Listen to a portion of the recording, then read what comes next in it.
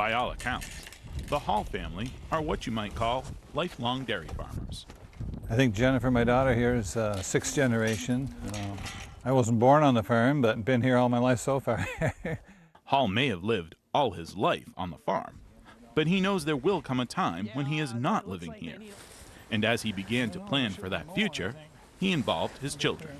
When we were starting to think about what we were going to do, we asked the kids what they all wanted to do, and Jennifer was out in California at the time. All the other boys had jobs or a little younger, one or the other, and asked what you guys wanted to do, and Jenny wanted to come back, and the others were happy where they were, so here she is.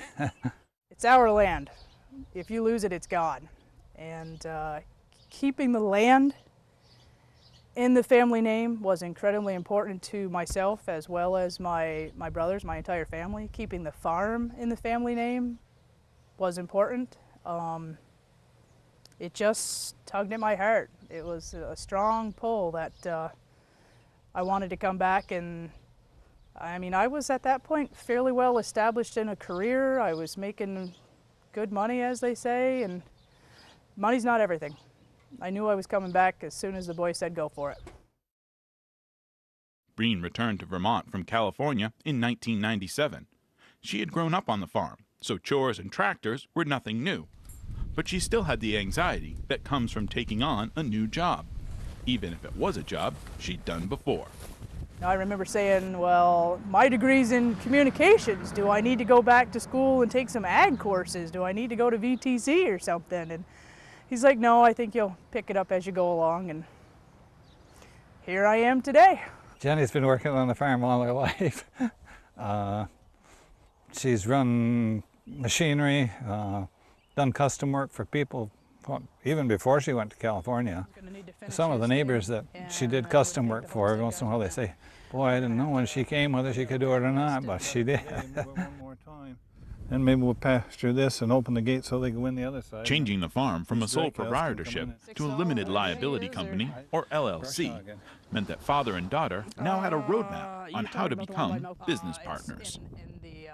There is no boilerplate LLC agreement that people should be looking at. Bob Parsons is the University of Vermont Extension agricultural economist. An LLC is kind of a half-breed between a partnership and a corporation.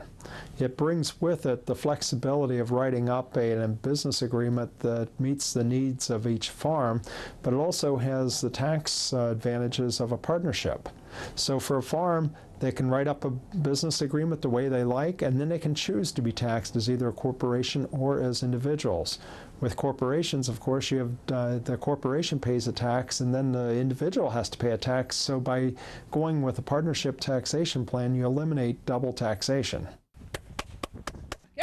As Breen worked and learned alongside her father, she furthered her understanding of what it took to run the family business as an owner and as a manager. Just because you can milk a cow doesn't mean you can balance your checkbook. And to be part of a management on a farm, you've got to be able to do both. And with me being the new partner, if you will, coming into the business, that was an aspect to farming that I have never been exposed to. Jenny has a great head on her shoulders, and she does the bookkeeping and a lot of the decisions we do on a daily basis. Hall and Breen compare the creation of their LLC to raising crops and cattle. It's a process, and to do it right takes time. It didn't go hard, but it took a long time to do it. It's just a matter of getting going and doing it.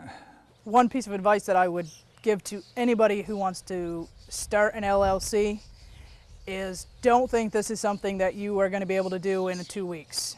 It's a long process. It involves meeting with many people, getting your homework done.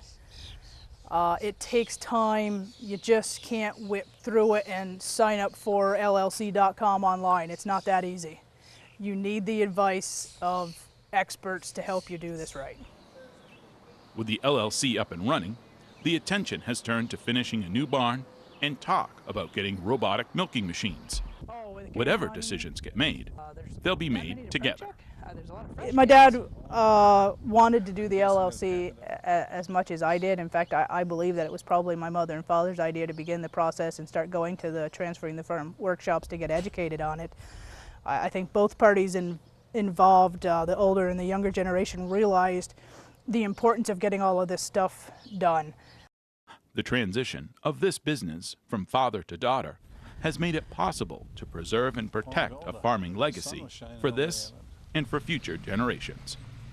In Orwell, I'm Keith Silva with Across the Fence.